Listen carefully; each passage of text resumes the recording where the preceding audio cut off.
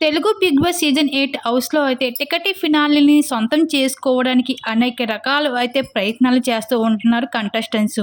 అయితే స్టార్ మాల ప్రోమో చూసుకున్నట్లయితే 'big boss' season 8లో ticket ఫినాలేని సొంతం చేసుకోవడానికి కేవలం ఒక అడుగు దూరంలో మాత్రమే ఉన్నారు. అయితే ఇప్పటికే రోహిణి, అవినాష్, నిఖిల్ ఫైనల్ కంటెండర్‌గా అయితే నిలిచారు. అయితే ఈరోజు ఫైనల్ టాస్క్ అందించడానికి శ్రీముఖి అయితే రాబోతుంది. అయితే శ్రీముఖి స్పీడ్‌కి సంబంధించిన ఫైనల్ టాస్క్ అయితే ఇవ్వడం జరిగింది.